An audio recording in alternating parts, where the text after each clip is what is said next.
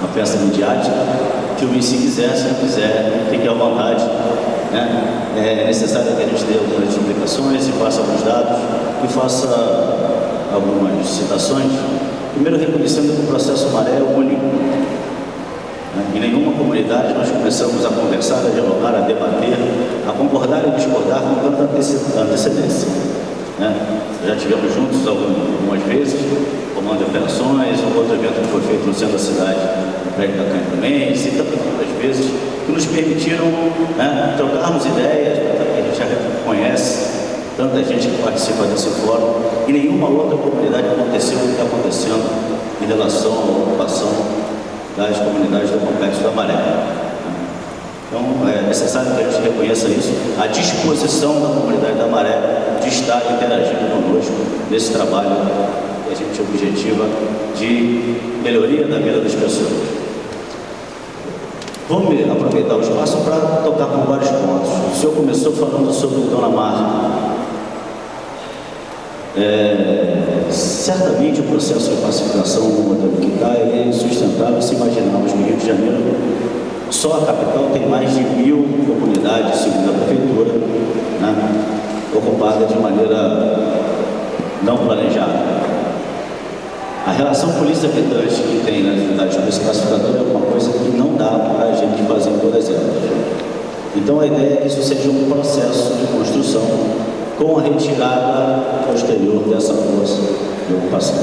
E quando ela se dará? A partir do momento que a sociedade consiga construir esse autossustentável, de maneira que a polícia saia e não tenha essa preocupação com criminosos, como acontece em muitos bairros.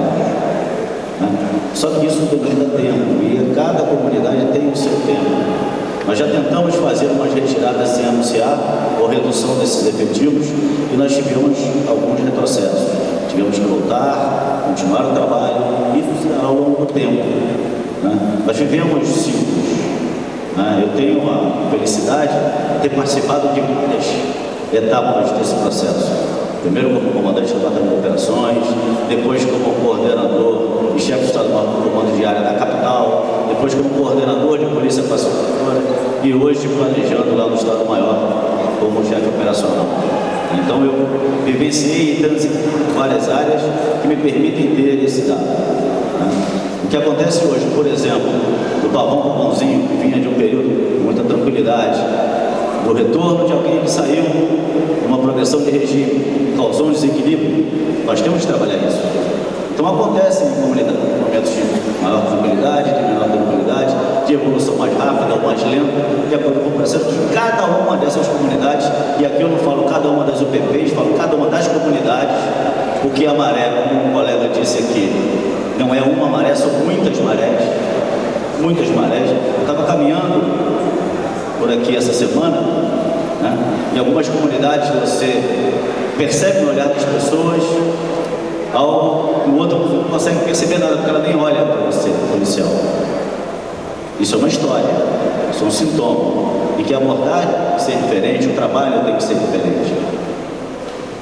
E é isso que a gente tem que fazer, entender o processo de pacificação não como um processo isolado, como um conjunto de fatores, um conjunto de realidades distintas. E aí eu falo um pouquinho para dentro, respondendo nosso colega Luiz R. Quando se idealizou isso, se pensou em polícia comunitária, os currículos foram montados dessa maneira, nossos primeiros policiais saíram com essa filosofia, nós discutimos muito isso, debatemos muito isso, conseguimos construir conceitos que baseiam essa filosofia de polícia de proximidade, que já é um pouco diferente da polícia comunitária, não cabe aqui, senão seria uma aula inteira sobre o que é uma coisa ou outra. E a gente percebeu que em alguns lugares isso funcionou muito bem, e em outros não. Em outros não, por causa da realidade local. Se funcionasse muito bem, eu não teria uma policial, como disse o secretário, morta com um tiro pelas costas. E não foi uma. Na semana seguinte outra, e outra, e outra. Nós estamos começando o ano, já temos vários policiais mortos dentro de área de UPP, atacados, não em confrontos, mas atacados. O capitão da UPP Manguinhos estava trabalhando numa interdição de rua, conversando com as pessoas, dialogando com as pessoas, e foi alvejado. Nós não podemos virar as costas para essa realidade. Lembro que assim que cheguei na CPP no final de 2012, a primeira coisa que eu percebi dos policiais de algumas áreas foi o medo.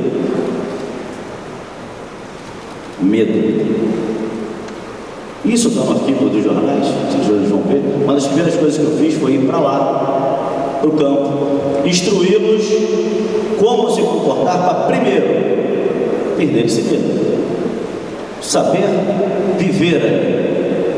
Em alguns lugares, sobreviver ali, para que a partir desse ponto ele pudesse dar segurança às pessoas. Consequência disso, no período que passei, em torno de 8 meses, eu não perdi nenhum policial. É uma construção. Ao levar para o treinamento de uma tropa especial, a gente tem que saber e entender um pouco, e aí eu posso falar de cadeira, o que é uma tropa especial. Não esqueçam que quem começa esse processo, via de regra, e acabou ganhando muito espaço, foi essa tropa especial, que sabe enfrentar um criminoso armado, mas que sabe fazer o primeiro passo da possibilidade. Não necessariamente porque ele está sendo instruído pelo BOP, ele está sendo instruído para a guerra. Aí está o erro. Entender que a instrução do BOP é uma instrução para a guerra. Não é. É para que ele tenha segurança, que ele saiba se comportar nas coisas mais básicas para nós. Estamos aqui num tablado, acredito pela montagem, ser um espaço de artes. Quando você pisa no palco, existe uma maneira correta de se pisar. Ao colocar o corpo para expressar uma emoção, existe uma maneira correta. Como são as técnicas policiais? E aí me desculpe contrariar algumas pessoas que falaram antes, não é fácil.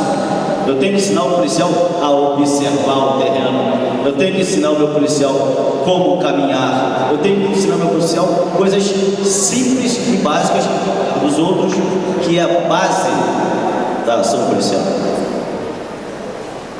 Porque um bom olhar, uma boa observação, um bom caminhar evita o disparo, diminui a violência, facilita a abordagem e nos permite entender aquela dinâmica daquela comunidade. Nós vivemos e tratamos policiais que até 6 meses antes eram comerciantes, bancários, desempregados, alunos de escolas ou de universidades, pessoas que não tinham nada de policial. Então nós temos que ensiná-los desde o início. E quando isso não está bom, nós temos que voltar a esse início, para ensinar a eles o básico, para que eles possam dar segurança às pessoas. E um policial assustado que o colega do lado morreu no dia anterior, ele não vai estar seguro para proporcionar essa segurança. Então não leiam isso, não entendam isso, né? E por isso nós fizemos questão de fazer o treinamento dentro do local de trabalho, né? A base de instrução foi montada no complexo do Alemão, para que as pessoas possam ver isso, assistir a esse treinamento. Não está sendo feito nada dentro de muros fechados, né? Para que as pessoas possam assistir a isso. O que se pretende, o que se treina, nós precisamos fazer frente a esse cenário. E não é um cenário hipotético, é um cenário real. Ontem à noite nós tivemos um coquetel molotov jogado contra a base da Cachoeirinha. Uma semana antes, todas as bases de Mandela foram queimadas. Isso é um cenário real, que a gente tem que se colocar de maneira a evitar aquela resposta antiga da matança, da guerra, e sim com melhor preparo, melhor abordagem, melhor investigação policial, para que a gente possa reduzir a letalidade, que é o nosso primeiro grande objetivo. É um aprendizado, a gente vai caminhando, a gente vai construindo e vai melhorando. que está sendo feito aqui hoje é resultado dessa melhora. Estávamos todos aqui interagindo, né? E é muito rico, eu estava ali prestando bastante atenção. E lembro da primeira reunião desse estilo que eu fiz, ainda comandante do batalhão, lá no Palmãozinho, no final de 2009, vão quase 5 anos, e que é uma grande pesquisa de campo para nós. Receber esses dados, essas reclamações, essas outras visões, serve sim para o aperfeiçoamento da atividade policial. Tanto é que aqui estamos.